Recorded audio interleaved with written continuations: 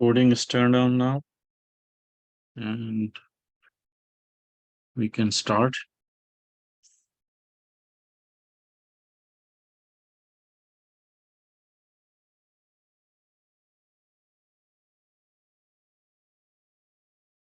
So today I'm going to talk about the operator file type with the colon sign.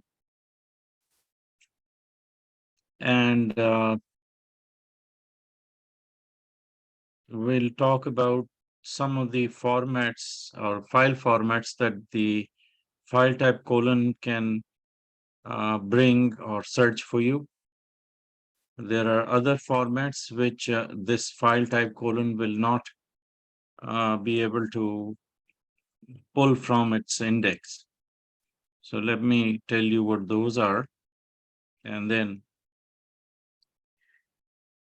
let's see the operator itself. As you can see, file type is written as a text or as a word, like you can see right here. It says file type followed by the colon sign. And whatever the declared property of it that's going to come after has to be a file format. And this we have learned from before.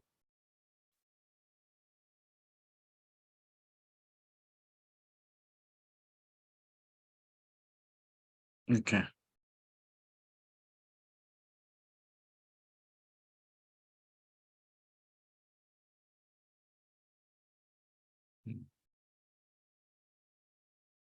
I'm going to show you an example of how file type can run, just a basic example. So you have an idea on how this performs the task it's given. For instance, in this one, the operator file type colon, it's written for the query or where the query string is set. You could see in this example that we have asked the search to find the word Elasticsearch. Inside the quote, not necessary, but let's suppose for now it's inside of the quotation marks, which means we want to look for the word Elasticsearch in those files, or should be restricted to those files that are originally PDF files. Because at the time of indexing of pages, certain embedded PDF versions of the files or formats of the PDFs are separated and organized, as well as they are actually they're going to the search would extract the text out of those PDFs. So for the search engine at the time of indexing, it's really more or less like a Word document in the sense that even though it's PDF, but all the text is captured and therefore has the same meaning for it to match with your search terms as it would for other texts or other files like doc or PowerPoints. So the ability of the indexing system to extract all the textual content and then match it with your search terms when you restrict your search to look for something within certain formats such as PDF.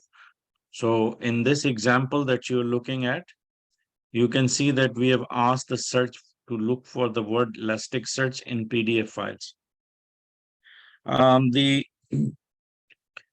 When it comes to Microsoft suites, as an example, could be PowerPoint or XLS or PDF from Adobe, which is different company, but the format itself, all these formats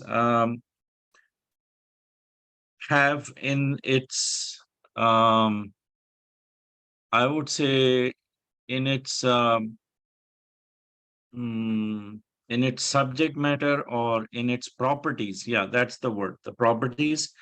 All of these have information of meta level, like what is the subject matter, who the author is, the dates, and few other attributes are typically mentioned when you look at or click on the properties, which is basically a drop-down menu in the file that you can extract, look for, and it is automatically created. So that part, to that extent, it is extracting the meta level information. So when the title, when you run the operator like in title, for instance, along with the I guess, let's just call it the subject matter or the main meta level information about that PDF or the XLS or my MS, or in fact anything out of MS Office.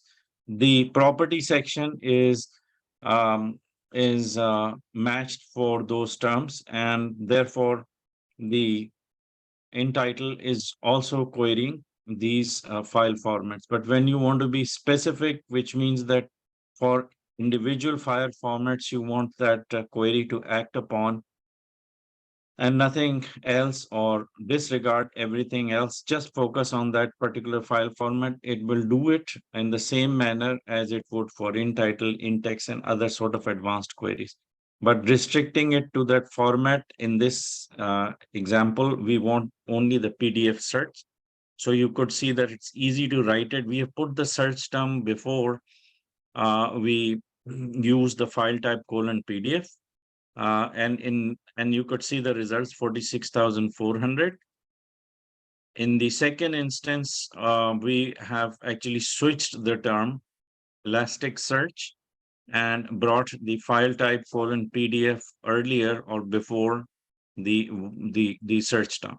So in both cases, if you see the number of results, you find that they're more or less the same. In this case, they're totally exactly the same. So it wouldn't matter if you switch it or bring the advanced operator before or after the search term. Okay. You can also query more than one term, sir. In this case, we wrote semantic search and Elasticsearch, followed by file type colon PDF.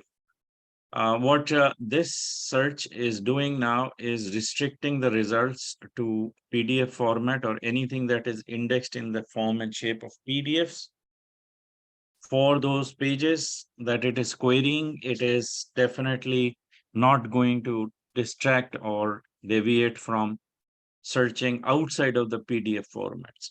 So it is a restrictor which makes it absolute command for it to act upon for anything that becomes part of the search query where the file type colon exists as a restrictor of the file format.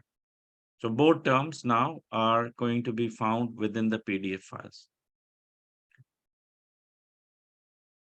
Now I'm going to break out of this. There are a few other examples that follows, but few operators that are working alongside the file type, which we haven't covered. So we will leave them out for now.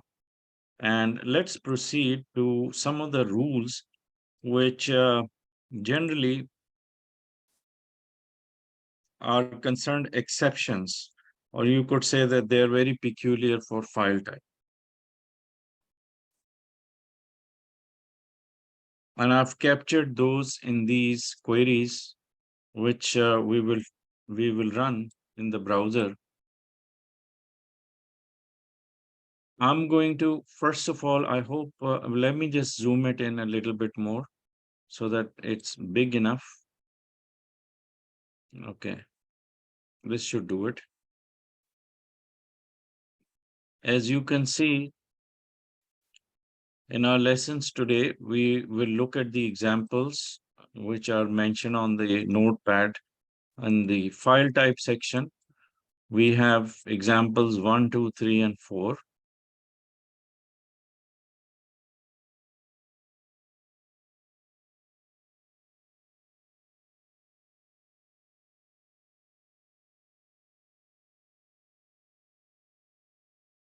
I'd much rather start with example 2. Okay, so let me just separate it for visibility.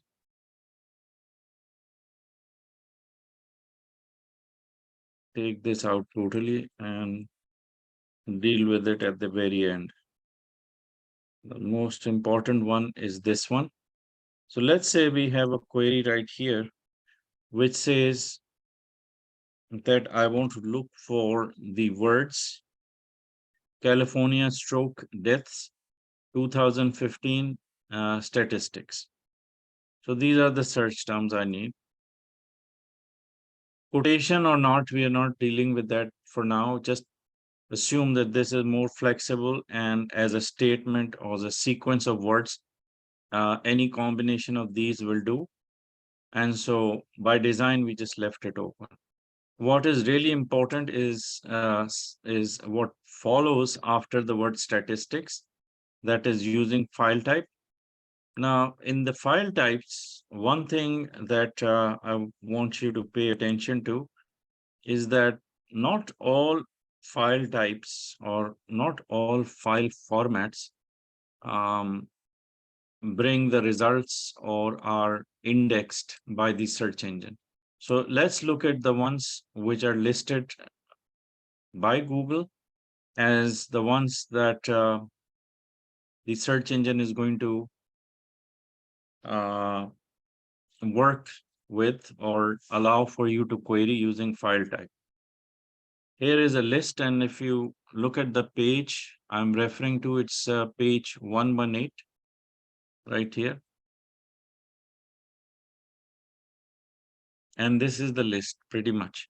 So you got Adobe Flash, you got PDFs, some of the common ones like XLS and XLSX, new format, PPT, PPTX, Docs, So at least Microsoft Office suite is pretty much covered. There's Open Office here also, and you can see the extension .docx for Open Office .0D, the .odp. Even formats like, well, first of all, there is this HTML format or extensions that are covered here, but I just want you to know that it is by default that all web pages are actually built using HTML. So it is not something that we have to be really worried about because this is default action, meaning that even if these were not defined or not identified as HTML, uh, all pages are assumed to have to carry the HTML code in it. Anyway, rest of them, Google Earth, like if you're looking for certain maps or satellite images that are collected as history or as historical data or something that is in the archives, um, somewhere in the Google search index, they can be found using file type :KML on KMLZ. These are the extensions to find specifically Google Earth satellite images. And so it continues, and not that you have to worry about it because I'm sure you don't use these extensions as much. We are mostly using Microsoft Office or PDFs, which is Adobe. Other than that, few of the um, type of extensions that can be worth searching for is, I don't see it here, it is .txt. That is for Notepad. A lot of codings or passwords or some of the things that are leaked out or purposefully uploaded, they're in the TXT file formats. So it's more important for the programmers or people who are trying to look for some codes or some function of coding and things of that nature. They might be interested in querying on those type of file format.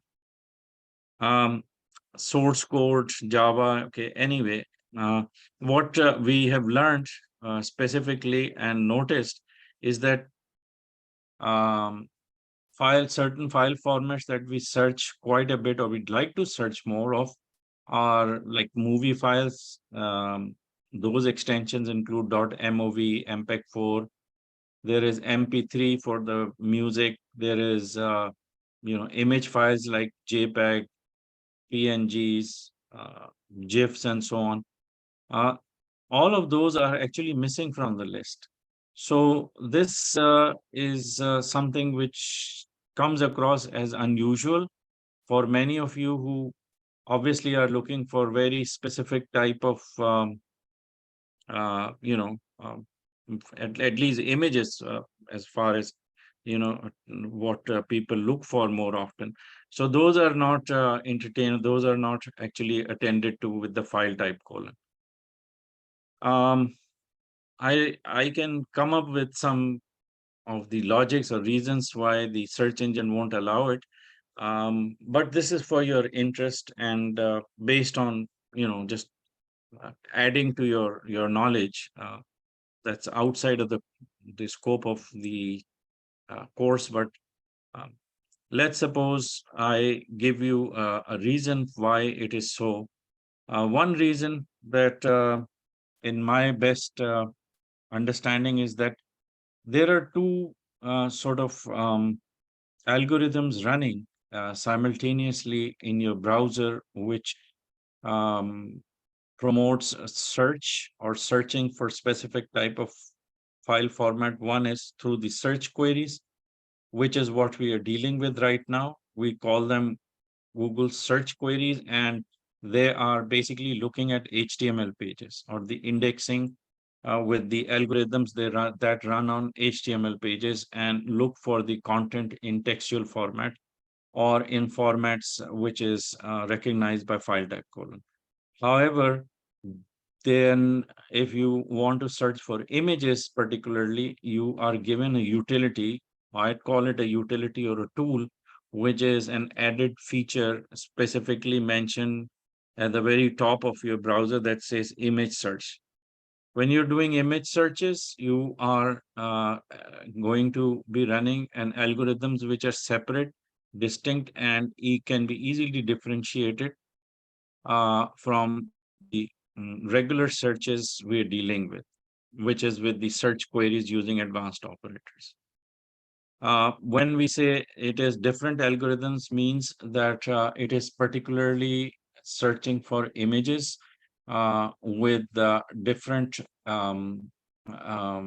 technology to find or match images or to look for those images that can otherwise be uh, can be visually interpreted through pixelation or the well, there is a technology behind it which recognizes or understands a matching of what is visibly considered to be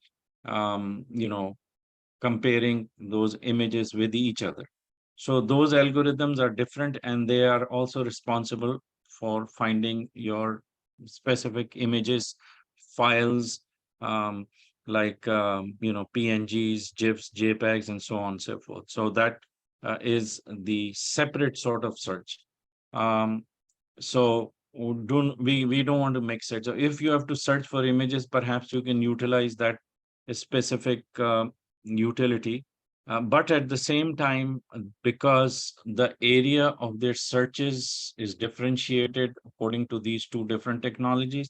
So when you are using the Google search, using the search queries, basically you are extracting more information and you are going after the indexing of those pages, which is a lot more voluminous and therefore more also flexible and in-depth.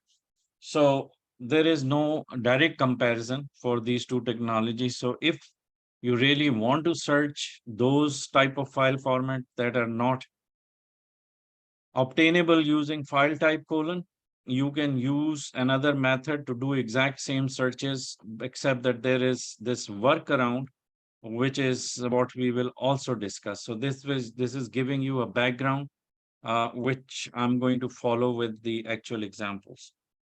So let's carry on further with this and get back to our examples.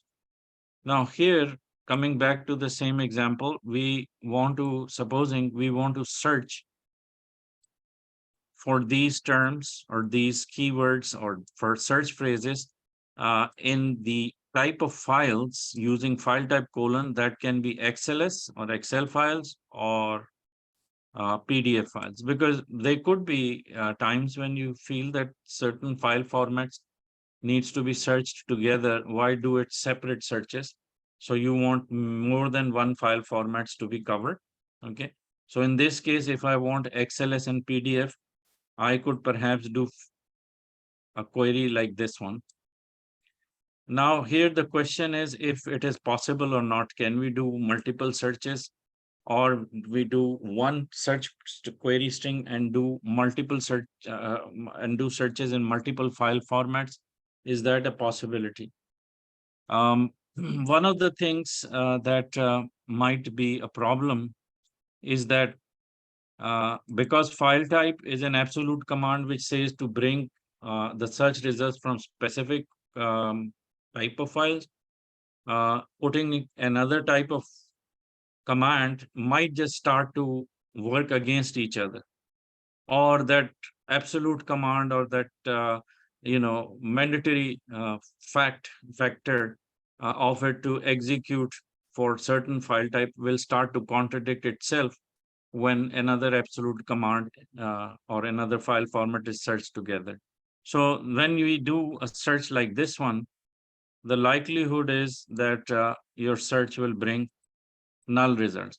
In fact, it will bring null results, not even likely, it's a fact. So let's suppose if I open up the browser and run this,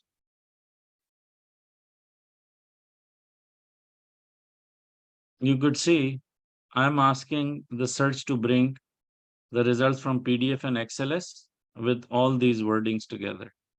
So if I run it, it's probably not going to work. Okay. We get zero results.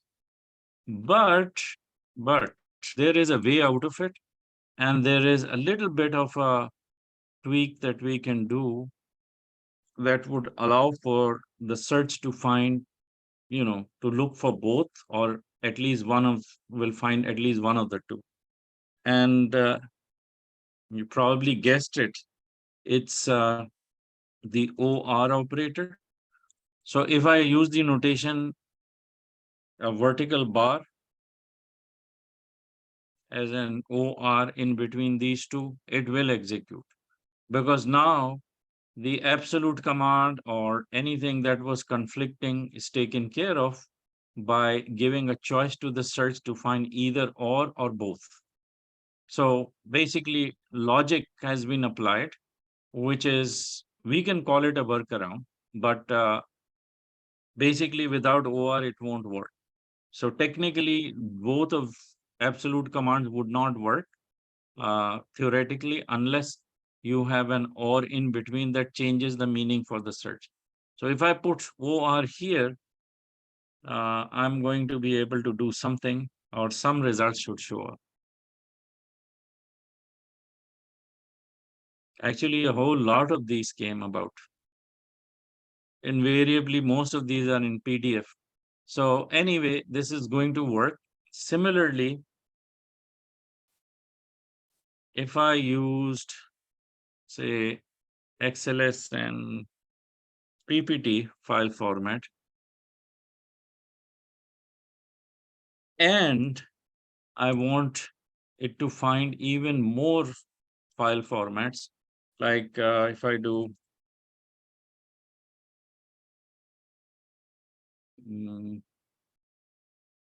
this PowerPoint is, and let's say doc file, okay, DOC,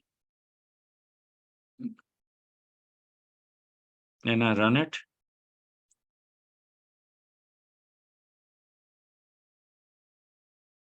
What am I finding? I'm finding PowerPoints. So whenever, we want to be more flexible with the file formats and using the same search terms, and we don't want to lose out on formats which we have not identified or we are not sure that they exist, perhaps we can use a la carte different types here. So here we have PowerPoint. You could see in the results, we've got doc file, we've got XLS, again PowerPoint, and so this mix continues. So with the algorithms of how the ranking is done by the search, or how it uses its brain to give precedence of certain search terms to be found in specific file formats, where one carries a higher weightage or higher ranking. This is how it is going to start to show up. So there is, as far as ranking theorem is concerned, we cannot go as deep as that, but we have to at least get the reassurance that, it didn't miss out on certain other file formats, which in your opinion could be important. So you can do multiple searches. However, let me just copy this and show you. Perhaps it's because it wouldn't show up like the full length of the query. So I'm going to put it right here. This is what we did. So I'm going to call it 2.1.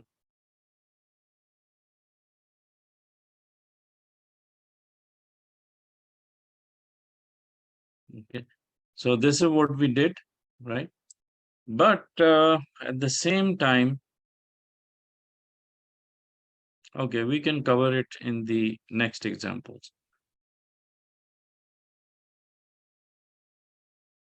So I'm going to now look at example number 3.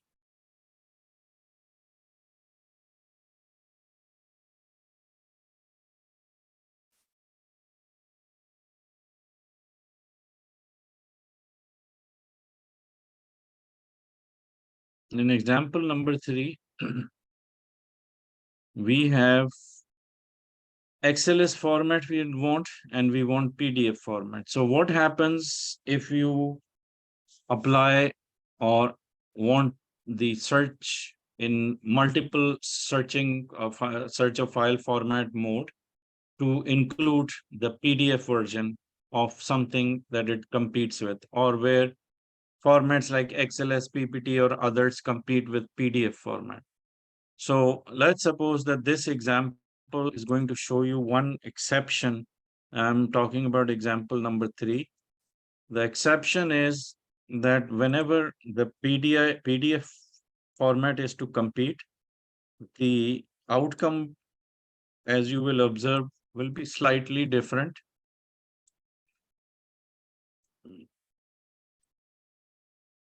XLS competing with PDF.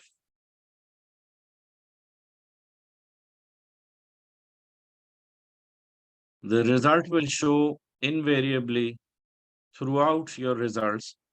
If you pay attention, all of these has this icon of PDF, meaning that whatever is brought back to you is coming from PDF format, and none of it will show XLS, as if XLS does not even exist.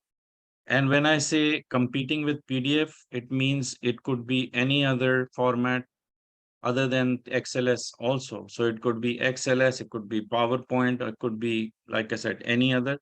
However, this peculiarity or this kind of behavior somehow can be interpreted as having, where PDF is having a more of a dominant effect, or have a higher precedence of finding anything and everything in PDFs, and not much can be found in the competing format like XLS or PowerPoint, in case we had PowerPoint as well. So PDF will be more prevalent. Very hard to tell if the other formats are do even exist or not, because of the overwhelming PDF formats showing up. We couldn't tell, and the number of SERPs that show up, whereas others that are not found, or they basically are not presented, maybe they carry it down somewhere in the ranking theorems as the at the very bottom of it, that we never get to see. So we can't tell. But one fact is that whenever PDF is to compete, more than, it is kind of standard, that you can expect that it will just be throwing PDFs. So if I have to file something in PDF, I would do it alone or separate. And where other file formats are concerned, we can make them allow them to compete with each other by the examples I showed you. So this is one peculiar, and like I said, this is an exception when you're doing PDF searches along with Microsoft Office suites.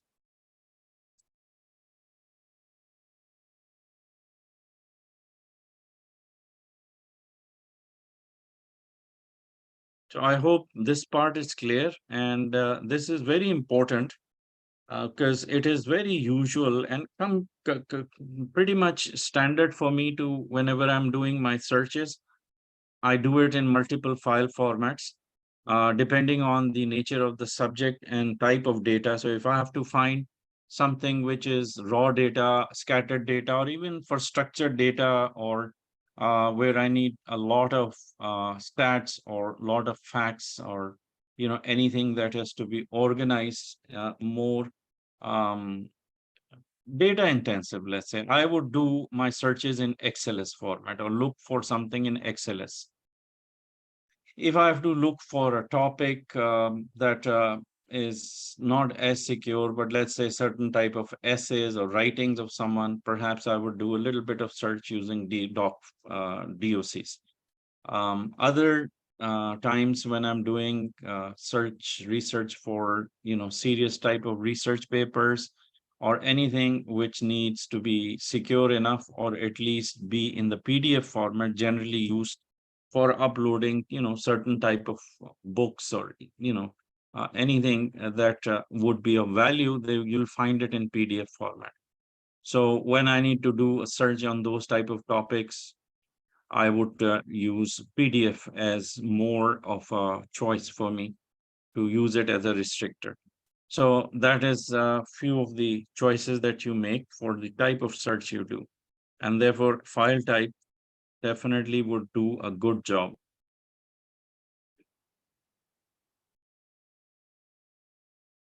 Now, I think it is time for us to take a short break. We'll make it like 10 to 15 minutes. And when I return, we'll continue with few more examples of file type. We will also see how we can overcome that restriction or a barrier for for allowing us to search for formats that otherwise cannot be extracted using file type code. So let's take a short break. And okay, I'm back, and we can continue if you're both ready. And please confirm if you can hear my voice and you can see my screen. You can write it in the chat.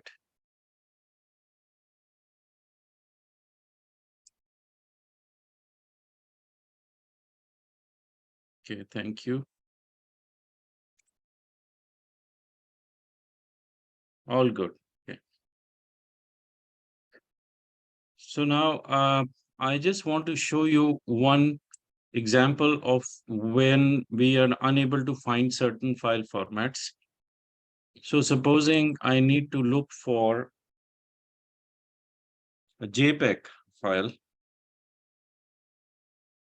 which is what is not mentioned in that list that I showed you for the formats that file type would entertain. So taking an example of this search query A, that is looking for transparent image of PNG for a white horse. So I'm going to place this query right here, and I'm going to restructure it a little bit.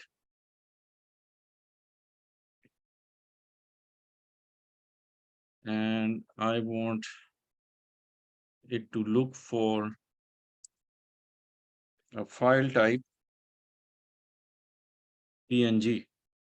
So I am writing PNG or even JPEG, which is mostly what we look for. So let's suppose I want a file type JPEG. I want it in the transparent format for a white horse. Let's see what it's going to do.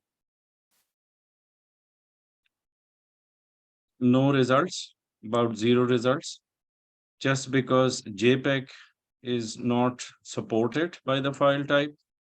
I could even write PNG and run it, still not supported. What is the other file format for the images? GIF. Again, 0 results. So what do I do to go around and look for the transparent image of white horse where my restrictor file type is not working? Here is what I would do to make it happen. And this is not recommended. So it's not like it is suggested by Google to use it this way. But because it's a workaround, and you could say that we have actually found a way to make it work, is by using just the colon sign, which is a notation. Practically, it won't be part of the entire advanced operator, but be an instrument, or could be something that would enforce or somehow make it work. So what am I supposed to do with this is that I'm going to use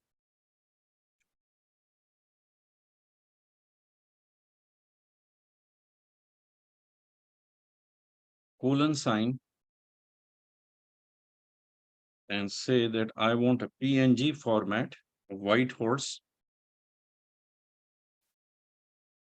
And what I did is that instead of putting the wording of file type as an operator, I just put what I'm looking for as a property name, which is a PNG file format. And I want it to be followed by a colon sign. So it is going to execute it and deliver a PNG of a white horse. And the word transparent would be the keyword that would work along with the white horse as the subject or as a declared property or the property name. The property name is white horse right now. And if I run it, it is invariably going to bring us the PNG images or transparent images of a white horse. So this is how I was able to execute a search query, a Google search query separate from searching from for images. Okay. So again, the algorithms that's going to work on this is not the same as those that would work if you're going to use images as a separate search or a separate utility. And so this kind of becomes a workaround. There are few examples that we have done using the colon sign only. And this is what I wrote here, A, B, C, and D, different ways in which we can run the colon sign. Okay.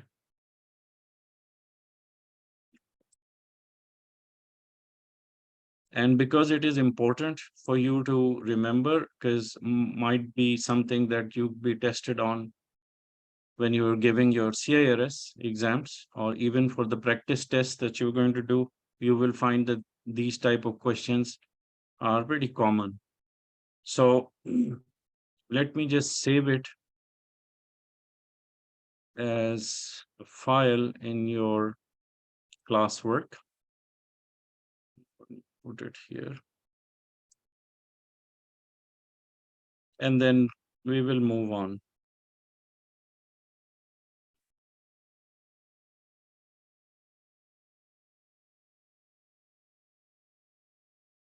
Okay, so we are going to continue with where we did our in title colon for the snippets portion.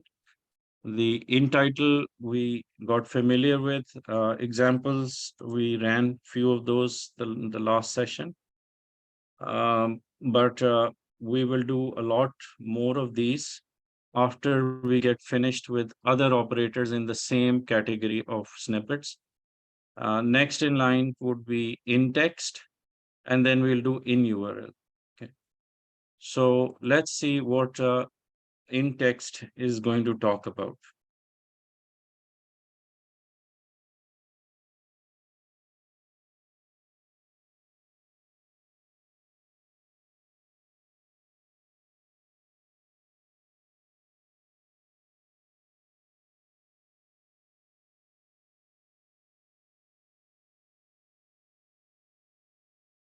This is in text. Now, I don't know, I just keep repeating one slide, which to me is very important, and it is always good to mention whenever we are doing snippet related operators.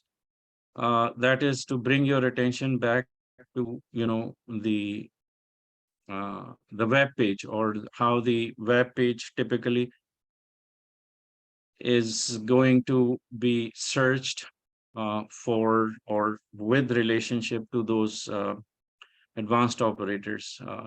Specific to the in-text, I'm going to um, mention here that in-text is going to be looking for everything that is in the body of text, and most of the information in the body, which is middle portion, is what is important for us besides the title part, which tells us what the page is about.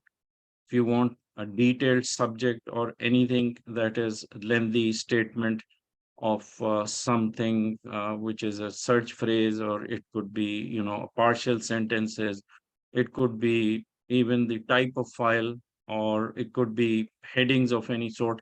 All of that would reside in the middle portion. So basically with the in-text colon, the query that will bring or search for is all the information or all the matching it will do for the textual portion held inside the body of text.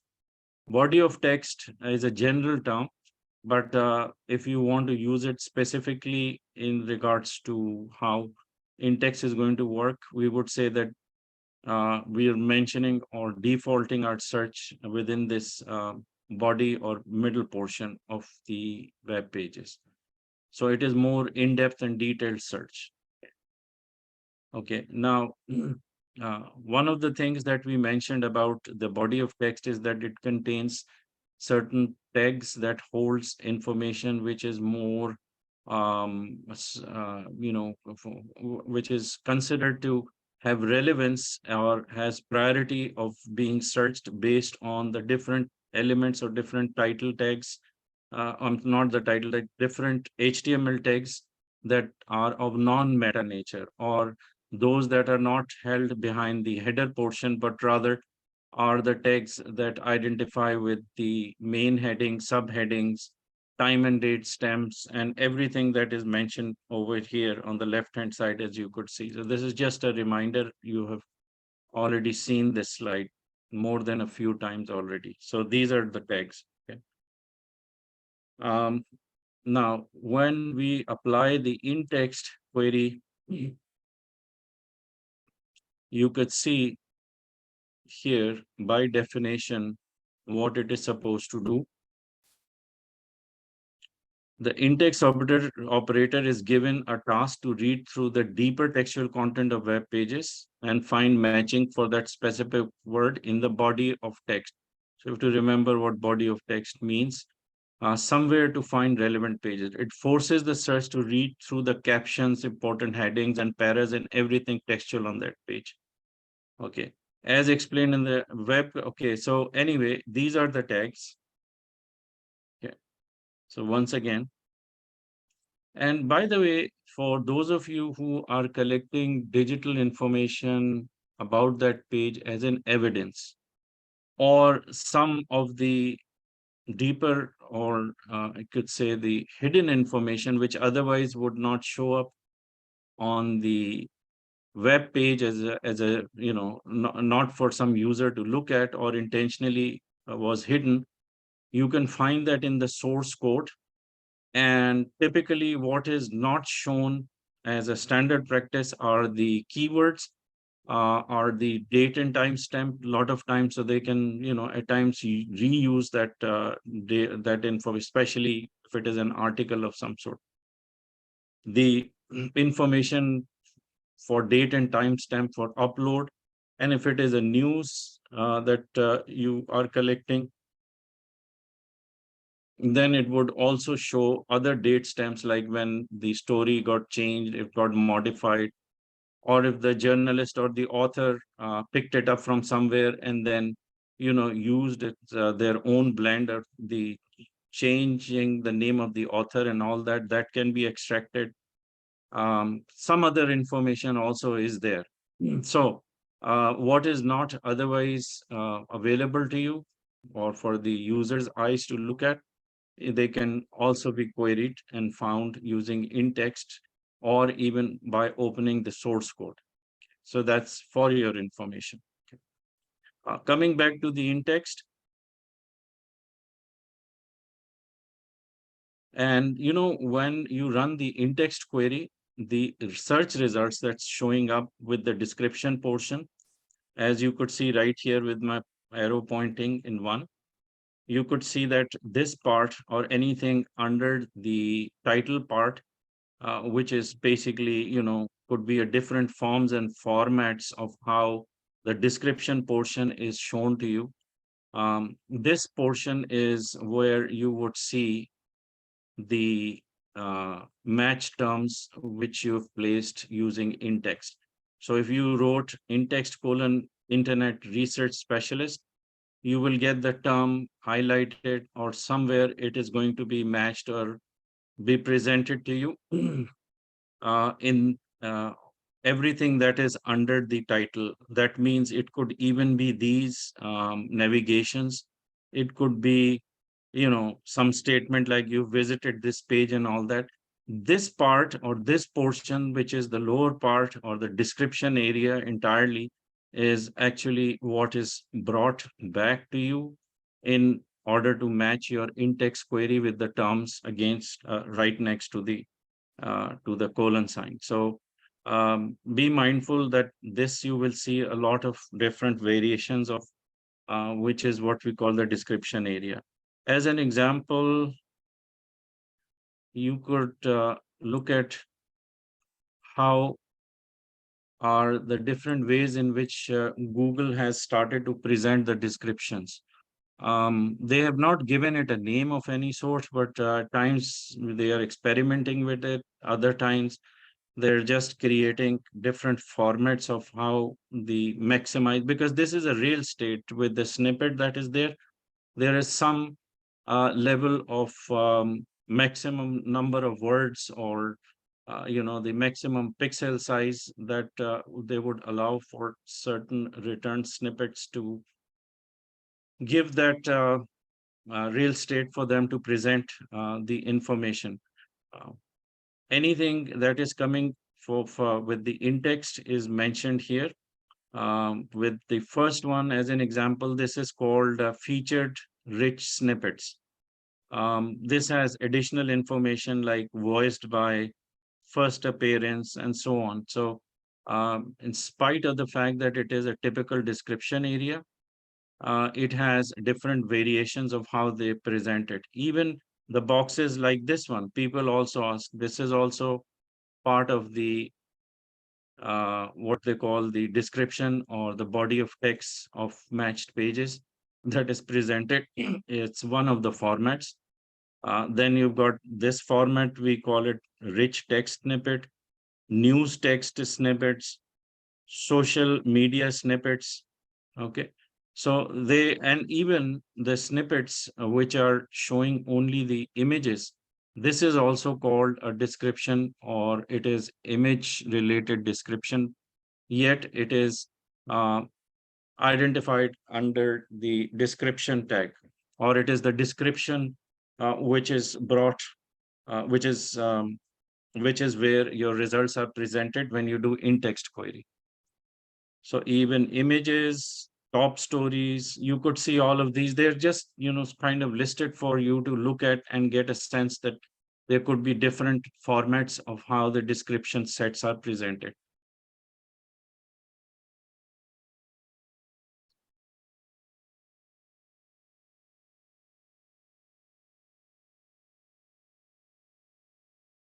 Another technicality of sorts, not that it's complex, it's too complex, but if you pay attention, you can actually understand slightly better.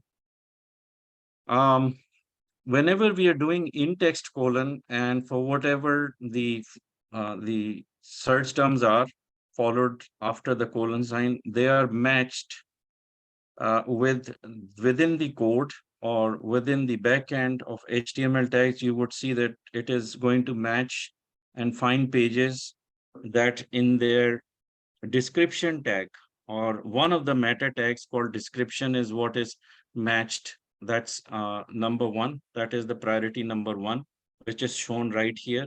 Even though it is a meta tag, but it is the exception for the search to query. Besides the body of text, just the at the back end of the header, there is one tag called description, or that's a meta tag. which is queried in addition to the rest of the body of text.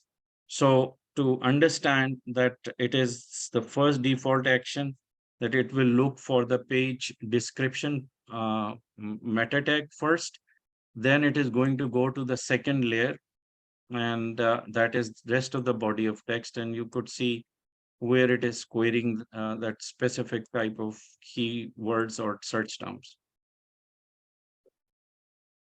So let's suppose that we have something, we haven't shown the query, but assuming that the first instance, it brought back a result. It says station of internet is the world's leading community. It is looking at the description tag of the at the meta level or at the header portion. This is the header portion. Then it is going to next look for the same search terms within the H1, H2 tags. Remember the ones that I told you, H1 is main caption, main heading, H2 is the subheading to the main, and so on. So it will start to carry on with its process, looking into the H2 tag. Then it looked at the para or the P tag, and whatever is held inside of these tags, of course, that's what we mean. Tags is just a label. So anything encapsulated within the P tag or the para tag, it's going to try to match the wordings or combination of these inside, like this one. And so it continues. H1, it was H2, then H3. And this is actually a copy of something that we extracted as a real code. So it's not like it's self-created. It is the actual living code. If you open up any of the websites by right-clicking, as I showed you, go to the source code and click on it. It just opens up, and in it, you could find everything that's shown, or it's just an excerpt that's been plucked or picked from the main site. Here is another scenario of giving you the process of where the information is coming when you're doing your in-text search. So suppose the actual query was in-text : web search certifications. Okay. And when we ran that, we got this result. This was the snippet. Within the snippet, you could see web search certification is highlighted inside or within the description area of the snippet. So this is where it's going to show those highlighted in-text matched terms. And if you go back and see where it is shown on the page, when you click on this snippet, you would be able to see that there is a main heading, or it's part of the H2 tag that contains the word web search certification. So you know where this is actually showing to match within the description part. And if you go even further back and open up the source code, you would see that this page has these three words coming from within a tag H2, which is a heading of sorts. And here in H2 code, there was the same search terms, web search certification, that's pulled. So if you go reverse and back to front, you could see it's basically picked from the tag H2. The same term would show up to the user as web search certification. And if you go even further back, you would see that the search returned the snippet, which is actually showing the same wordings that are pulled from the page here and coming in the snippet. Okay. By the way, if instead of in text, if we had written in title, what would be the result of it?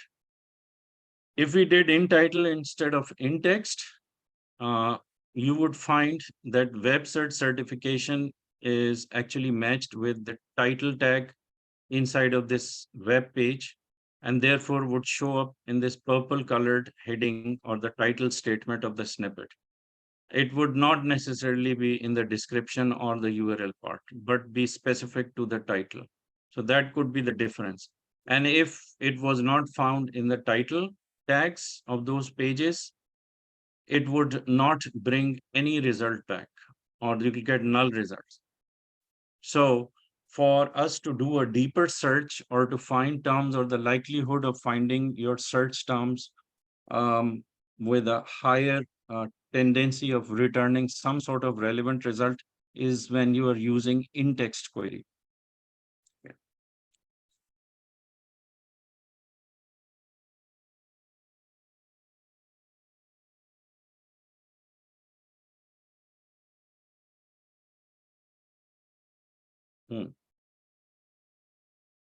As an example, this could be a good way of explaining some of the benefits of using in-text, or some of the ways in which you can do a search for multiple search terms that can be partial sentences, or could be maybe some set of words in the first paras, other words could be in the third paras, maybe a few words in the last para deeper down if it's a very long textual content on a page.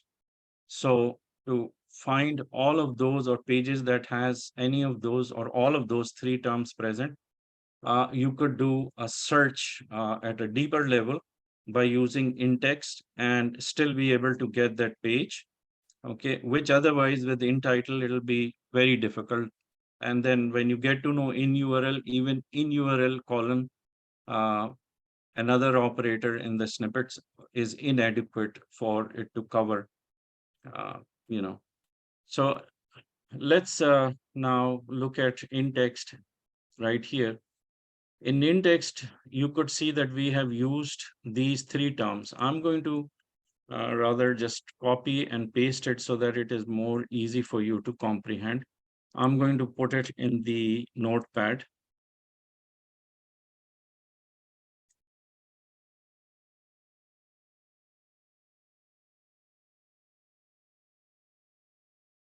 So let's suppose we have this example here. It's a long one. And you could see that we have used in-text colon 3 times. Okay. What we are doing is asking the search to find these three terms within the in-text or deeper text or body of text. So all three of these are placed separate because none of these three are a continuation of each other, or they don't connect with each other in a way that it becomes one long sentence. Okay. Let me close the Skype. Okay. All right. So this query you could see right here. Now, the problem is that perhaps these three terms or these three words could be, in the first para, or it could be one big caption. And the second search phrase, online research and business intelligence, could be an incomplete number of words or search phrases that don't complete the sentence, but could be part of it. And it may be in the third para of the same page.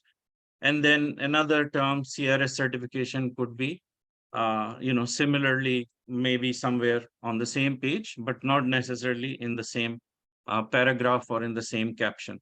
So all three we can remember or think of as the type of terms that we want to be found on those pages.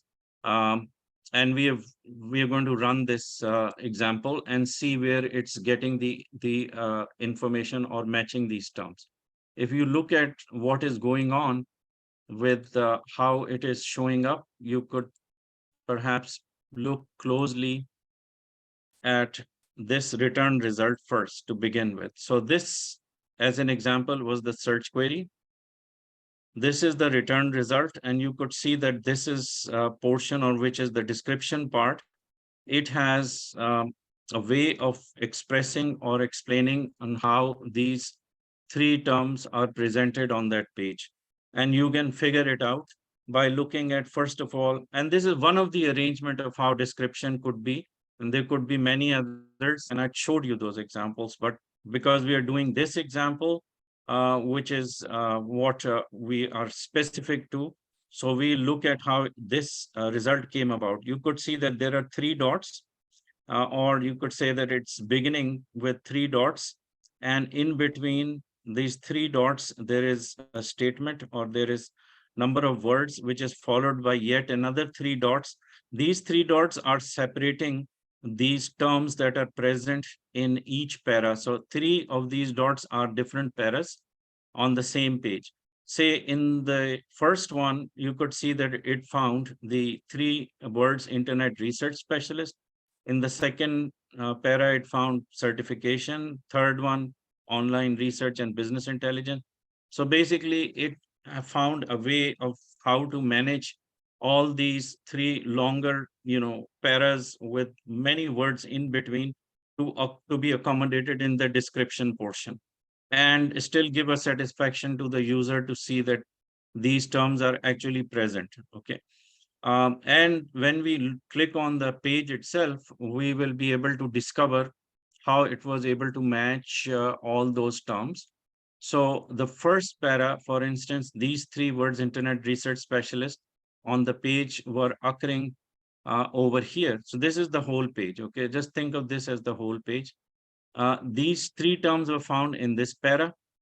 Okay, they're somewhere here, here, internet research specialist. And then it found the CIRS certification in para 2.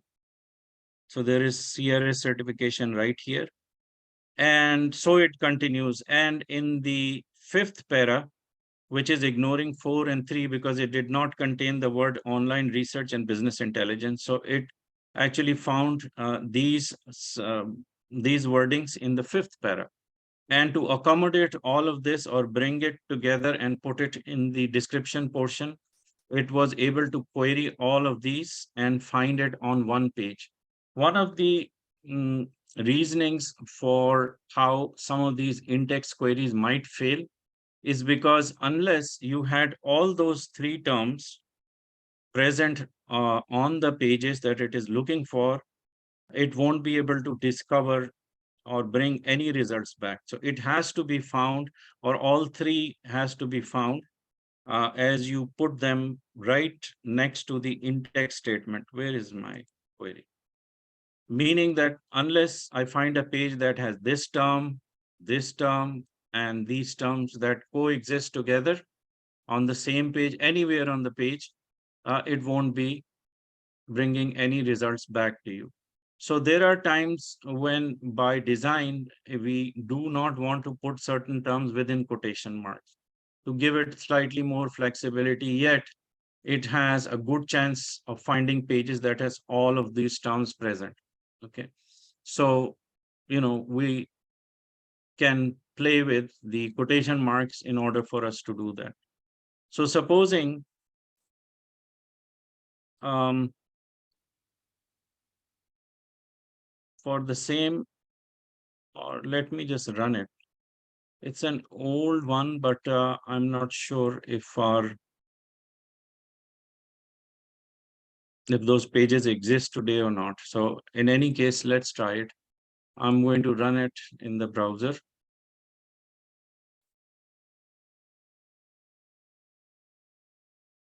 Exact same search. See what it does. Yeah, it brought the results.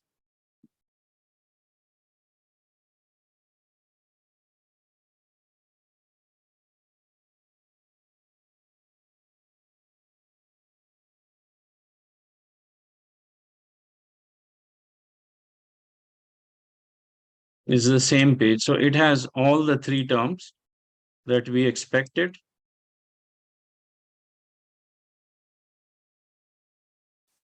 Now let me see if I can make some changes to this search and give you an example of where you may not be able to execute the same search had you made any alterations of changing the in-text or replacing in-text with another operator. We can talk about in title because we have done in title. So if I want to use Instead of in text, I use in title.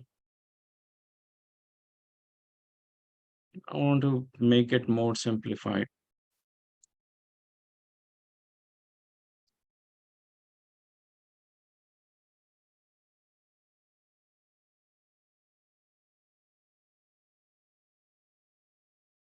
Online research and business intelligence.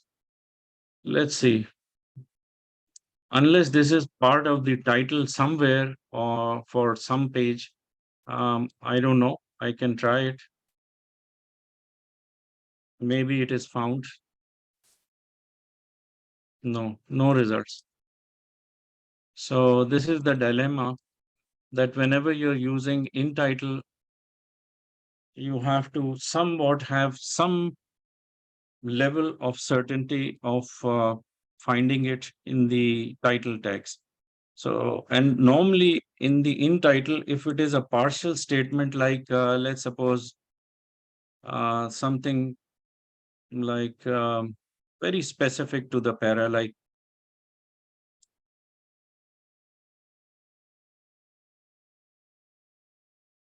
this one, for instance. This is very typically used in our websites only. So if I had to use this one as a long sentence, the likelihood is that in title wouldn't find it. The likelihood is that because it could not be a title statement and it is perhaps, let's say, an incomplete sentence of some sort, which could be our webinars, our regular series of educational presentations, or this partial sentence. I can only find it by using in text. More than likely, the in title would not work. So if I pull this one and I say, put this statement as something I need found in the title part, more than likely it won't be possible. And of course, you can't be 100% sure because who knows, maybe some of the pages in the title tags contain these. But to my best guess, it might be very specific to the text, in text and not in title. So let me try it. Zero results, right? Now, instead of in title, if I use in text, there is a likelihood that I'll find it somewhere because now it's querying the deeper texts of the web pages. Internet research education or web, see, it found that. Even though I picked it up from, something that was partial sentence. So if it is something to do with a famous line that is incomplete, or you don't know exactly how it is phrased, or even if you know how it's phrased but you partially remember it and not the whole thing, you can find it easily by using in text. Less likely uh, by less likely that in title would do it for you. So you have to use in text. Okay. So I hope this part is clear. There are times when you can use in title and in text together, because you can use multiple advanced operators, such as the ones that we are describing within the snippets, in title, in text, and in URL, all together in the same query. And that is by design, and that is by having a in-depth understanding of how each would work. So there could be few words that belong to the title or could be part of the title. Others could be the deeper text so that they match with each other, and likelihood of finding it with a better context and with using the right type of advanced queries in combination in a single search string, you might be able to get to the page fairly easily. Okay. Um, okay, so this part of in text, I think I have clarified. And if you recall the other sort of ways in which we have used advanced operator when we are doing in title, like using the minus sign to eliminate something from that specific title tag in this case from in text or the body of text, we don't want certain words to be found. We could use a minus sign to put just before in text to exclude that term from the body of text. All those principles are going to apply just the same. Okay. So, and you can use multiple instances of in text. And the third thing we talked about is using the word all alongside the operator, where we did all in title versus in title.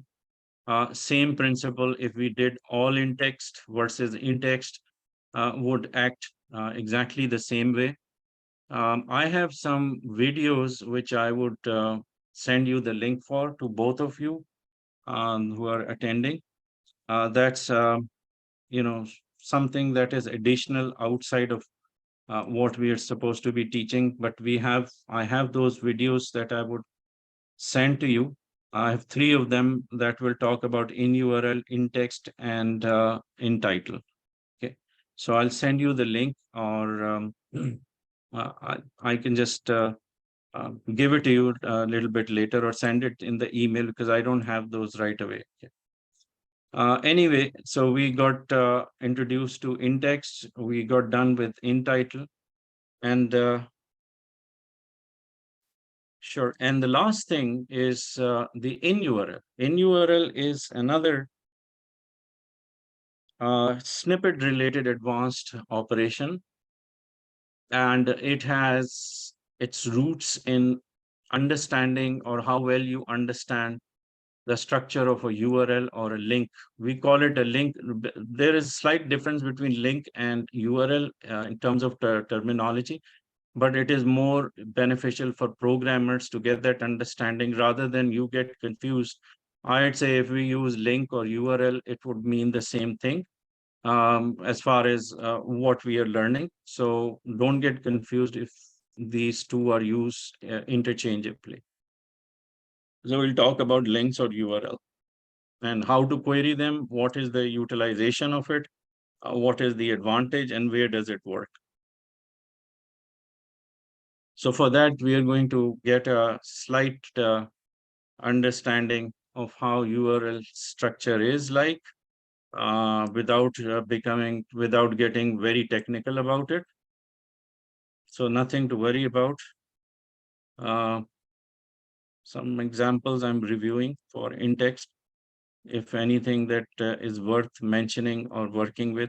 We have some queries as examples that we are supposed to run, but because we'll be using a combination of other operators along with it, so might as well finish up with the in URL, and then one more that I would want to finish as well before we do examples or do lots of something we call complex search examples, is to cover the site colon, which is the last one that is most important. And then there are other operators which are helpful, which are assistive, which can be used in a very specific situation, but they're a handful, uh, maybe two or three of them that we are going to talk about. So let's get these done first, and then we will get to the complex searches. I'm going to revert back on my slides to where I left in URLs.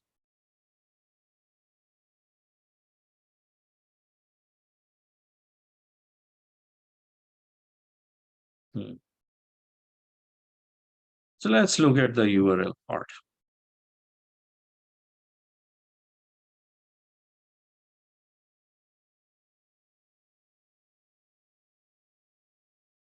So we'll start with getting a basic understanding of the structure of URL. And when I get started with how to use the in URL or all in URL, the operator itself, it would be the next session, because I don't want any interruptions to where I start and end.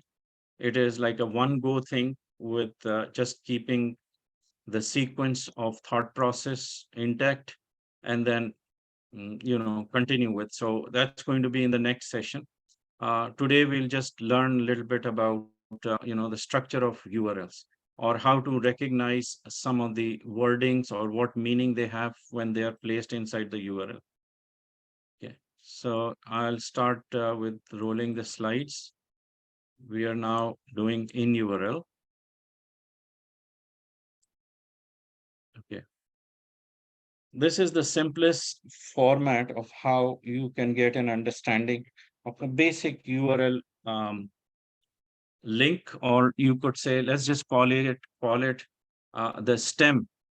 We like to call it a stem because it is complete and it starts with HTTPS and ends with something which describes the technology as well as the landing page or the title of the landing page. So the stem of it is described. This is the stem of a URL without paying attention to the boxes and everything else. Let's just look at how it's structured. You could see that starts with HTTP or HTTPS :// www. These days, www is something you don't need to mention. It is assumed or it defaults to www, so you don't have to write it long. Just think of it as World Wide Web. Nothing, uh, you know, nothing that you have to pay attention to as much as you would for the two backslashes. Now, two backslashes means it is defaulting to or giving a pathway or giving a direction to where one would be directed to as an address to the linking page or the page where you want to get to. So for the HTTPS, it is a secure protocol, meaning that it is encrypted or somewhat has enough security. Um, or you could say that what used to be HTTPS is now HTTPS because the standards keep improving, security levels are enhanced, and it comes with experience. And so for now, HTTPS is what is considered secure, more secure than HTTP. After that, colon means that action begins and is ready to take directions. The machine is ready to take directions and you're ready to give directions. Two backslashes followed by, let's say, abccompany.com. That is the domain. So any domain name that you look at, which is actually written in English or any language which is easy to remember or understand, has something behind it which is making it unique enough, or it is a numeric value which you don't get to see because it's hard for humans to remember numeric, easier to remember it as words. So basically, abccompany.com is got and something numerics we call IP address or address of or a unique address in terms of combination of numbers that is given to abccompany.com. But abccompany.com is what we have to be focused on. That's just added information for you to know that that particular numerics that run behind as IP is actually translated here as a domain name.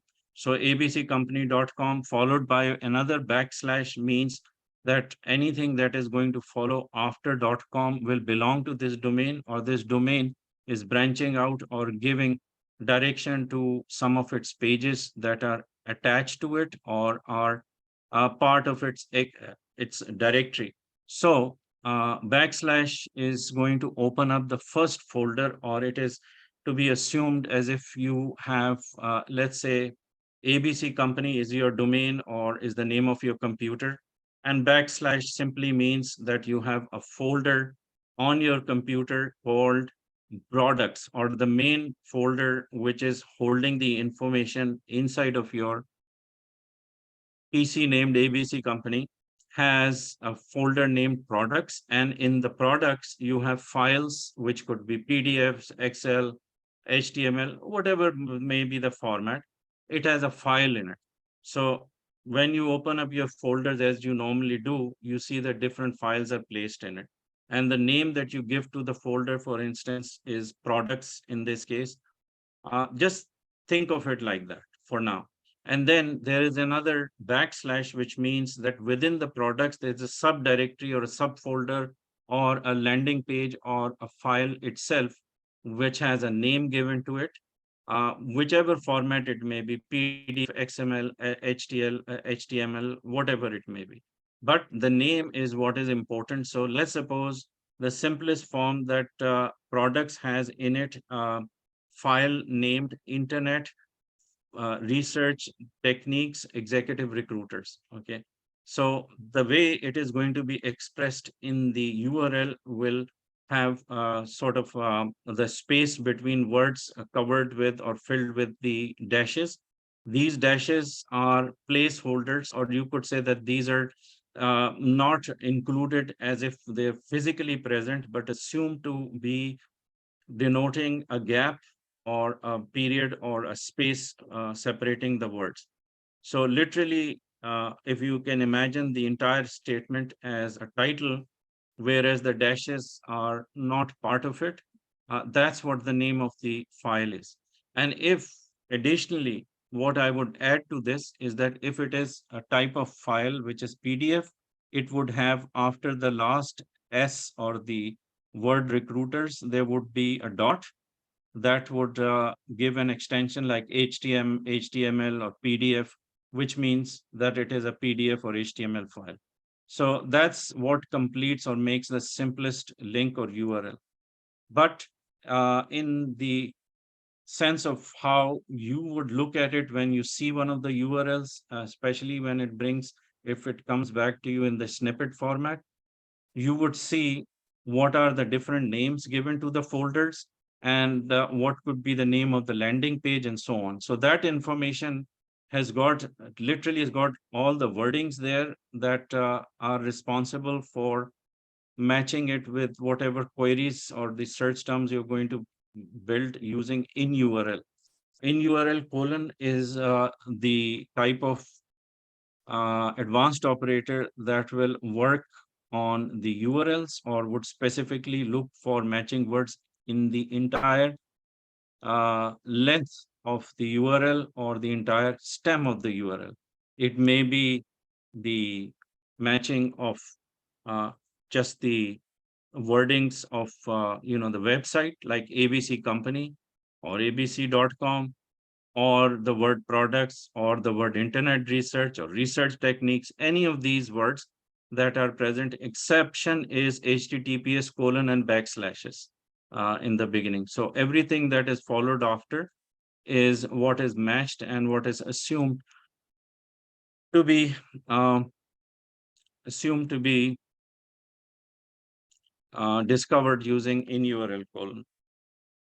So if I wrote in URL colon ABC company, and then I wrote in URL colon internet research techniques, I should be able to find or look for or match with those pages, uh, and I'll get a lot of results. And those results would be matching the URLs that are present on each one of those pages that has those terms or matching terms there. So that's what it's going to do. Now, what is the significance of it, or why do we even do in URL? First of all, the link itself is, a short form of taking you directly to the landing page or to that specific directory of or specific, I would rather use the term specific landing page, okay, with the title that it's going to match with. It's going to take you there. Then there is a few other advantages, which are the deeper layers of or some ways in which makes it more usable or makes it more unique in how it is going to be of advantage to you. One of the things that it would do in the second layer, besides just taking you directly to the page, is that it is going to look for the directory name to get to the source of where the information is coming from or where that landing page is attached to the specific type or format of information. Supposing if it was a blog and you need to search for something in the blogs only, then the likelihood is that for you to get that source of a blog with whatever the search title or the name that you put in there, it would query only the source that are actually blogs and nothing else. Because as typics, you could say practice or the standard practice of how URLs are formed, because they are structuring in a more organized way of how those pages are laid out. The source of those pages are revealed as sub navigations. For instance, if you see on the URL somewhere on the web page, there is a section or a portion that says that you navigate to the blogs or to the articles or to the news, or within the blogs you want to get to the technology news versus business news. All those navigational buttons start to pop up, or they start to show as sub navigations, and you make choices one after another. And when you do that, and every single time you click on it, you could see on the address bar at the top, or to the link, that it has defaulted to from, let's say, I'd give you a better example by just writing it down so that it is easy for me to explain. Because right now I'm just giving you a visualization without putting it on paper. So let's make it more easy to understand. So I'm going to take the same example. Let's say I take an example of a news agency, and that's, yeah, a good one, I believe. So, and this is arbitrary, or you could say that this is just imaginative. I'm not taking the real URL, but assuming that it is in text, I want cnn.com, and then in text, I want, mm, or rather, sorry, in URL. What am I doing? In URL, I apologize. So here it's going to be in URL, cnn.com, and in URL, I also wanted to discover something like blog or say news, and in URL, I want the news in technology. Okay. And the subject I need,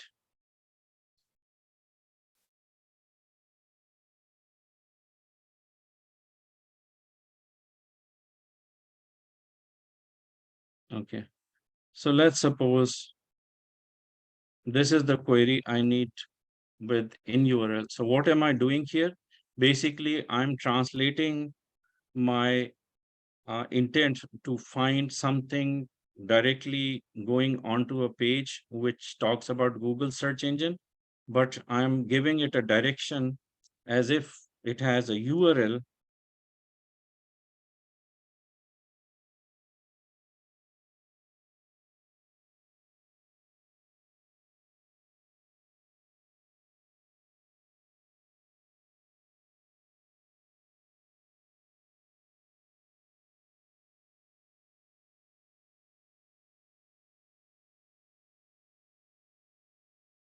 It has,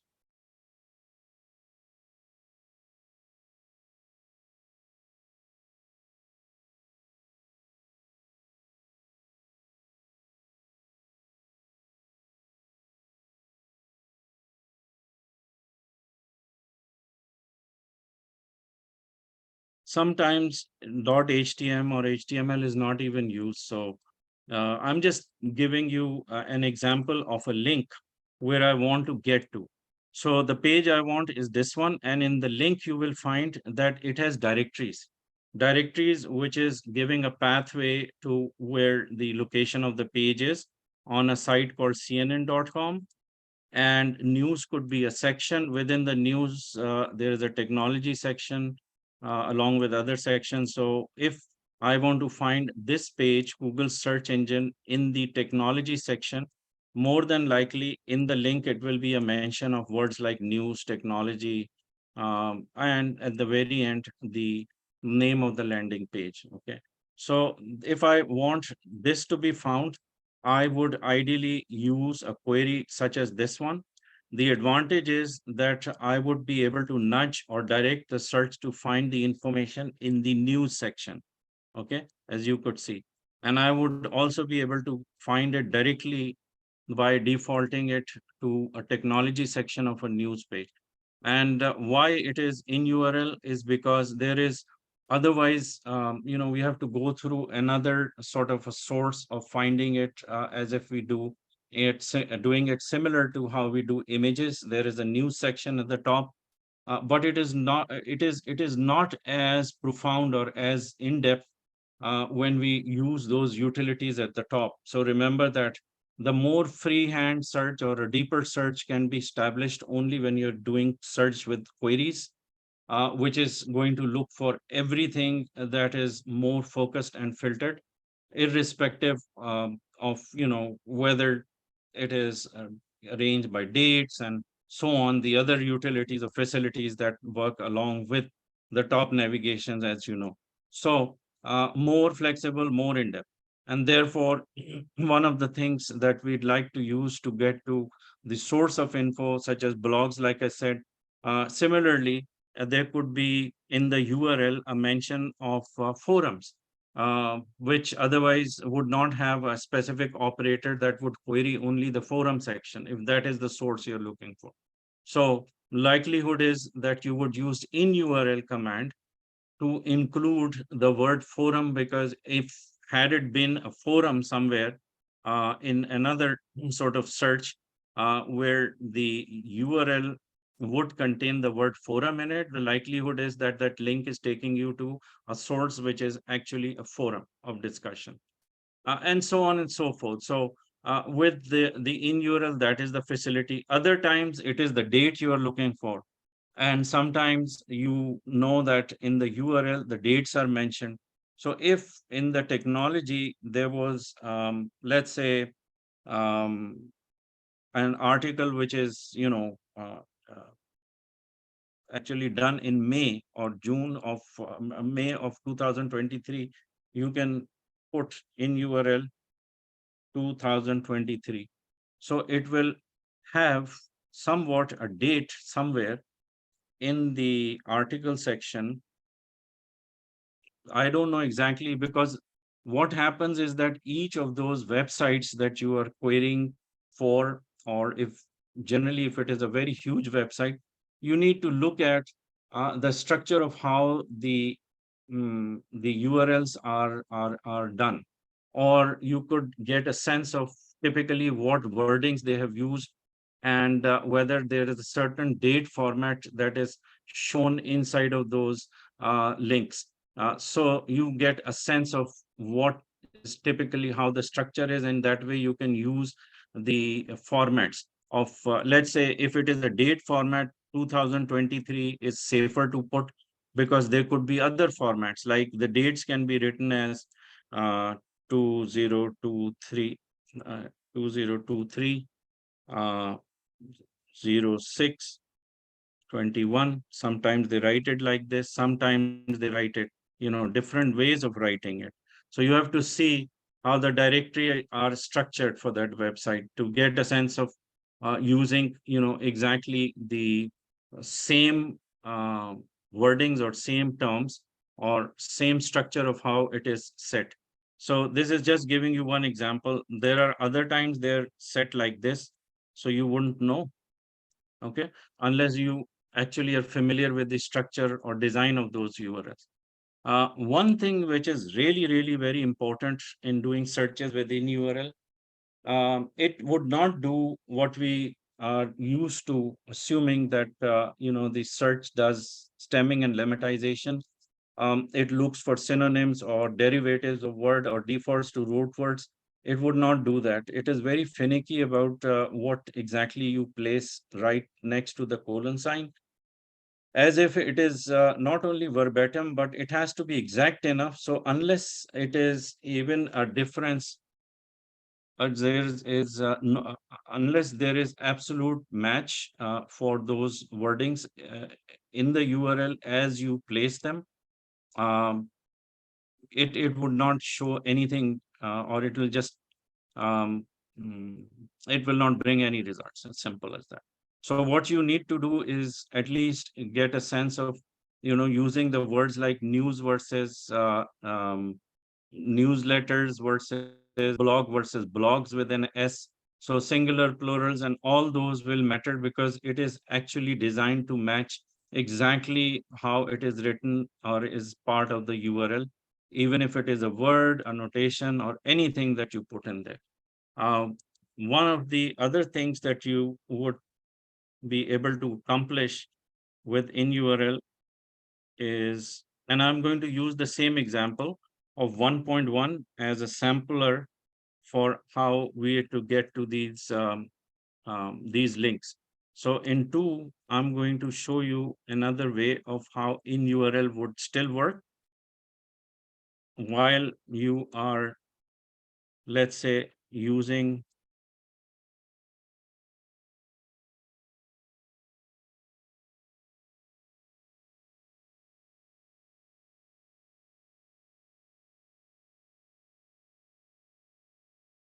see this structure.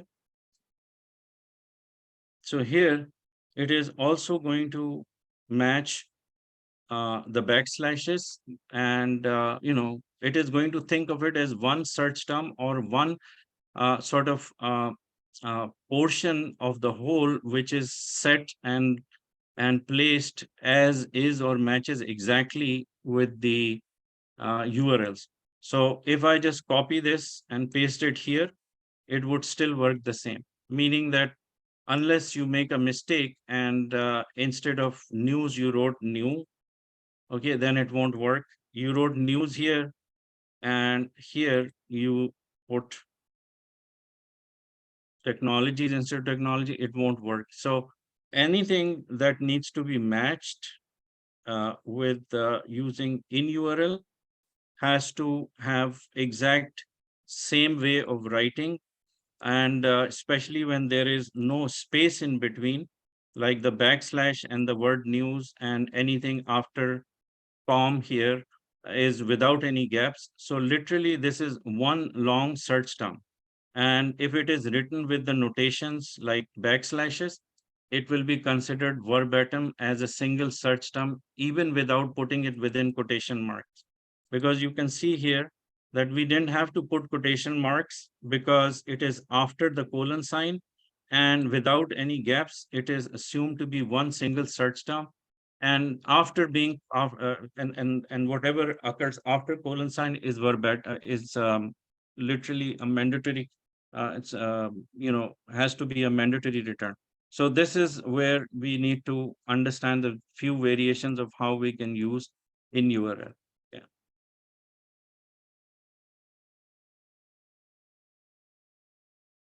Now I'm going to run those examples. Like I said, I want to run it on in our next session. But I want you to remember and then go through the recording. I'll send you the links. Whoever is attending, I'll give you the links directly from Zoom. For others that are not attending right now, they can get the links later when they are edited and uploaded. So there is no rush, and you're basically regularly attending. So definitely more proactively pursuing the course, assuming that it would be um, assuming that you would go through the recordings after. So that's very important, so that we everything that we're going to do after this with the practical examples of complex search, your concepts of what we have learned so far will be most important. Otherwise, it will be a problem, right? So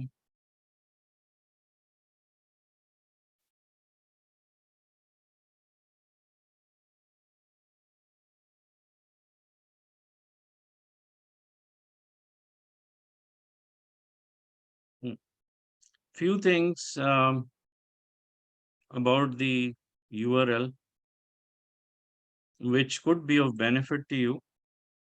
How to spot fraudulent sites. Okay. Um, so your understanding of how links are constructed, or how they are how they can be rigged at times, or how they can simulate the actual real website when it's not, may be important information um, when you're looking to verify info or get to the sites, all those type of phishing and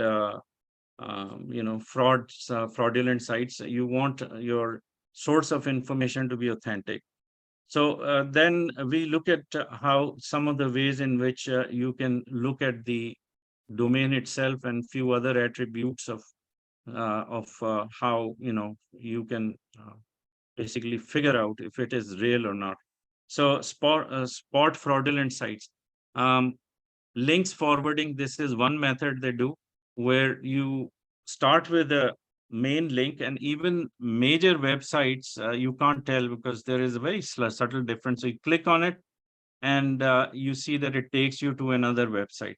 So be mindful any link that is you're getting forwarding, because you can get something called a masking link, which basically simulates as if it is the link of a real site, like mybank.com. It could be a real genuine site, for instance.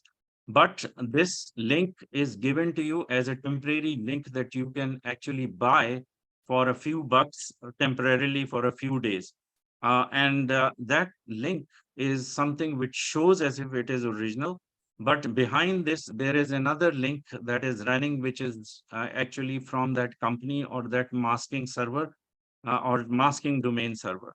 So be mindful of that. And there are sites in the investigative research and forensic sciences of authenticating information. You would find that there are tools, and then at the same time, that's the verification tools I'm talking about, for figuring out if that website name is original or it is temporarily subscribed to. And it expires very quickly. The next time you go, it's gone. So let's say if it is my bank, and then it forward but for this website to work, because it is temporary, it will have to go to the original link for the pages to start to perform. So obviously it is going to start with something that looks real and then takes you to another site, like scam site. Then you've got misspelled famous names that you can tell, right? If you look, pay attention to how they're written, my bonk instead of my bank. There could be URLs, TLDs, like mybank.com, .scamsite.com. You can't tell because you can get domain names which where you can use several period to separate one word from another, or .com, .net can be mixed. And the structure of how they are set would have a variation which is not typical of what the genuine website should look like. And sometimes we get mixed up because we consider it to be a subdomain of the main domain. So to tell if it is actual real subdomain or not, that's another matter that we will come across when we look at how that happens. But for now, let's suppose it is something which is written as it is shown here. You need to be careful about that. You need to look at resemblance of TLDs, like developers.google.com is a Google site, whereas developers.google.scamsitename.net is not. So this is just talking about the subdomains of the main sites.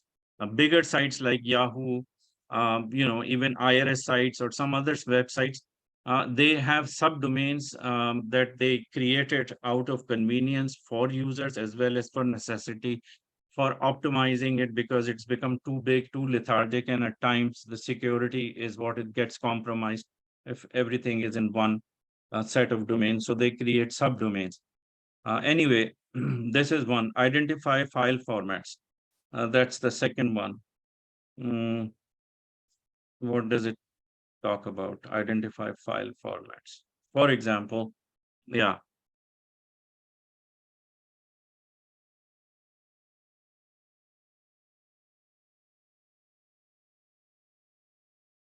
Okay, so all of these we don't need. What I want to talk about is the subdomain.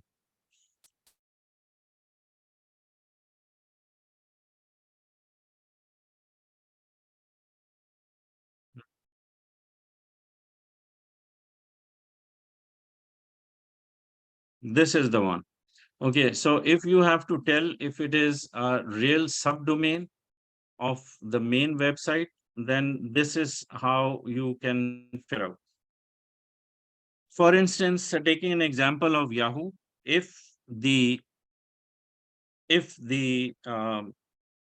subdomains are to be authenticated, you're going to look for um, the main section as having relevance or having significance or having a logical sense of separating it as a section. For instance, in this case, when you click on the Yahoo, the main homepage, and you then navigate to your mail site, you would more like you will see that the link is now changed to mail.yahoo.com. So basically, it is the subdomain of Yahoo, and the word mail has a significance or has a make sense thing to separate it. Even sometimes it's payments.yahoo or some other formats, but some short words that make sense. So mail.yahoo makes sense, except that it could have been yahoo.mail.com. If it was written that way, then the convention is not met and it is not considered authentic. And therefore, anytime that the subsection is to be identified, the name of that subsection, like mail right here, has to come before the domain name itself. Likewise, if it is the news section, you'll find news.yahoo.com and not yahoo.news.com or yahoo.news.com. So you have to be careful. So this is typically how the subdomains are split up. And if it is written this way, then you know it is coming from the original source.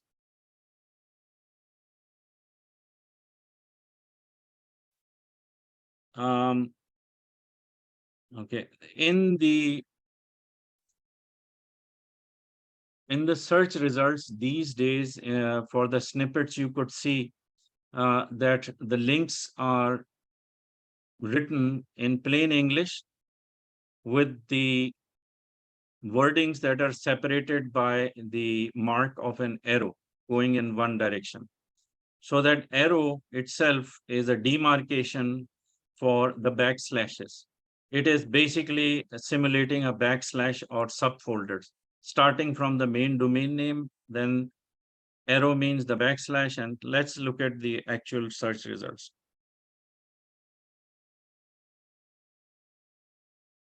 So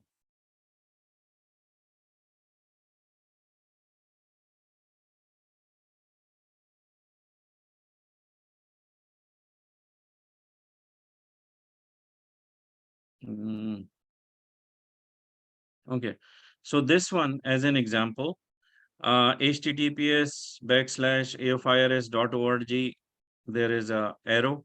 Membership means that arrow is a backslash. The main directory would be membership. Within the membership, there could be a subdirectory or a subfolder, which is separated by this other arrow, effectively a backslash. And what is following with the words membership benefits is the landing page or the name of that page, okay, or the title of the page. Um, so this is how the convention has changed. What used to be longer lengths of URLs with alphanumeric characters and numbers and things like that, dots and question marks, all those days are gone because Google and Bing, I guess collectively, all search engines have come to the understanding that for the pages to be indexed, it needs to be formatted with a link that is easy to interpret, and it is only textual in nature. And that format is now adopted by all that has, that are producing those web pages. And for those that previously had those links, which are embedded already in a very extensive website, they would have to mask them or to have it changed um, through certain tools which are now easily available, have been available for the past 3 years. Those tools can in one go change those longer lengths of older links to uh, what you get to see with what is prescribed by Google. So it has become simple, or in a way, what you see here as links would be masking the original links that are running behind it, which are more complex. So it does two things. One, it makes it easy search to find things using the keywords only. Second is that it hides the original links and give it more security. Bottom line for us as researchers, irrespective of what the original links should be like, we want to search all those wordings inside of the length of those links. So when you do in URL search, you are searching two things effectively. One, what is actually in words, and then it also looks for the original, what the words are matching in the original link. Sometimes the original link is, a lot of times it is not mentioned here. Other times it is, just the masked links, but they are still too long and they would not fit into this real estate at the top. So effectively what it used to do with the longer links, with the more detailed links or the original links, we were able to interpret it and make sense out of it because there was a lot more information in there.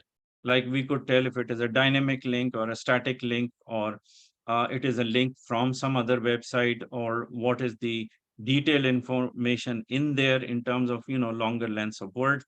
All that is somewhat lost when this is presented the way it is coming these days. But when we do in URL search, it is looking for or matching those links also that don't show up, or they don't, or they show up the way they are, but deeper down when you actually go to that site, you would see that the link that it is defaulting to has now changed the characteristics, or it is more elaborate, more detailed, and yet it has exact those words matched with the in URL query. So as an example, I would like to show you this. For instance, it says aofirs.org. There is incompleteness here. We can't see whatever was in between uh, um, the specialized web directories as landing page and everything else that is followed after aofirs.org. So to get to that, they have actually now started to give um, three dots in a row, now vertically held, as you could see. And if I click on this, I would get to see a lot more information, including the entire link. So the entire link is this one, which is what it is showing. It is also showing the source when it was indexed, and some other information that is related to or is part of the links. I don't know if you, again, coming back to at the time of indexing, you saw some of the links uh, had the wordings right next to it, which is actually something I have to go back to, but I don't have time for it. But assuming that you can recall or can relate to it, remember there used to be links that it was separating at the time of indexing, and right next to it, there were a bunch of words that are linked to those links. Those wordings are, what is held here or shown here, and the length of the entire URL in its original format was also collected. So that was done for a purpose, and in URL is what is querying all those links. And therefore, those indexed data, or those links that are set aside, is exclusively being queried by in URL colon, and that is what is going to take you to that page that contain those links. So that's just giving you an idea. And one more thing that I don't want to forget is to give you a preview of what I'm talking about with the type of links that are now called original links versus masked links, or versus subscribe what is prescribed by Google search. So let's compare these two before and after.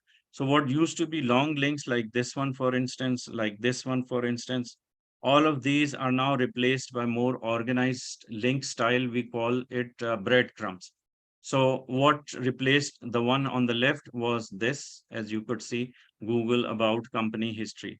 Same way, Wikipedia, this is replaced by, you know, uh, making it easier to understand and so on. en.m.wikipedia is now Wikipedia, arrow followed by wiki, followed by Google. So it's becoming, easy to interpret and to match in the with the textual content or textual search terms. So I think this is quite a bit of information. But okay, so one more thing though, I'm sorry, there's just this slide. It is not as important, but could be helpful. Continuing with the same context of how some links become more complex or used to be complicated. Like this one, for instance, what used to appear was a link like this one before, and it would tell a lot more story about what is held on those pages. Like I could tell that this link was dynamic link, meaning that it has a function built into those HTML pages that would do active tasks like registering someone, taking down information. It could be forms, or it could be, a search of some sort that has other stored data that you need to get to, yet um, it required some sort of registration or subscription. So it would make those links dynamic or those pages dynamic.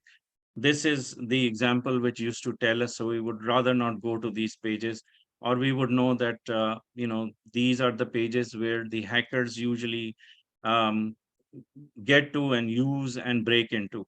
So the security being another reason why these are not, highlighted these days. Just the story to tell on what they look like. So, supposing this was the domain name, there used to be a port number also, but nobody does that anymore.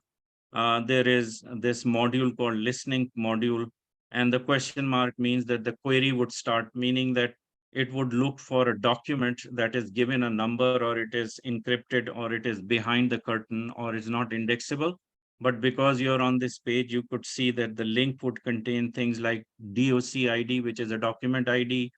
Then there is a number or a parameter value which says that, certain specific set of document is held in this encrypted or numbered or alphanumerically encrypted mm, folder. And then within this folder there could be a document itself which is further encrypted, which is in green color. So this was called fragment. Anyway, that's not as important, and don't want to get too technical, but just so you know, what used to be dynamic links as well as links that are these days hidden, or otherwise links that are simplified and run behind the actual link, and the links that are shown in the snippet. So that's the entire story about, getting a better sense of what type of information is held inside of the URLs or links.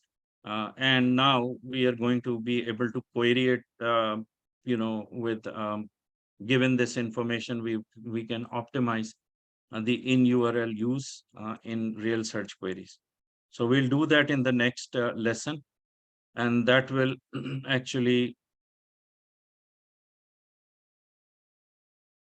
be the first maybe 15-20 minutes. After that, I'd like to start with the site operator, and then finishing that, we'll in the next session we'll cover everything that is left out from the advanced operators. And we should have after that 2 more classes that would allow us to cover few of the complex search queries.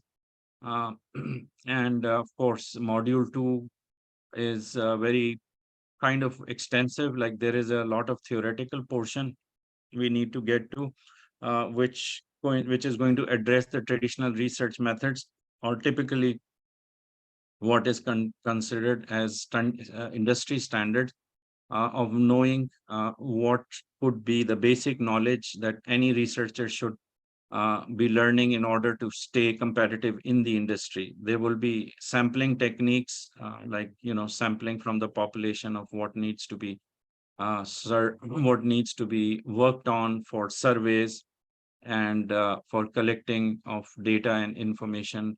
We'll also need to learn a little bit about analytics, some of the methods of how to analyze data, some of the theories or typically how surveys are done. all those will be covered in traditional research method. Excuse me. Let's just finish it for today. I think it was a lot of info.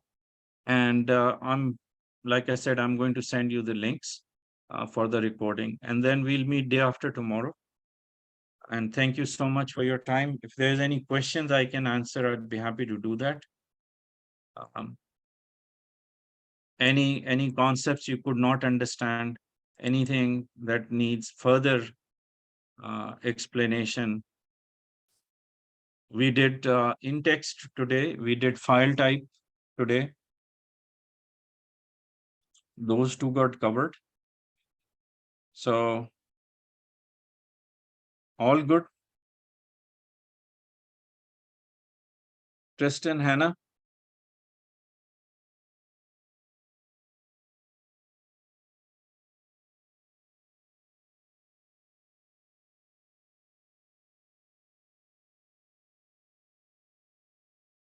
Okay, thank you. See you day after. Take care. Bye bye.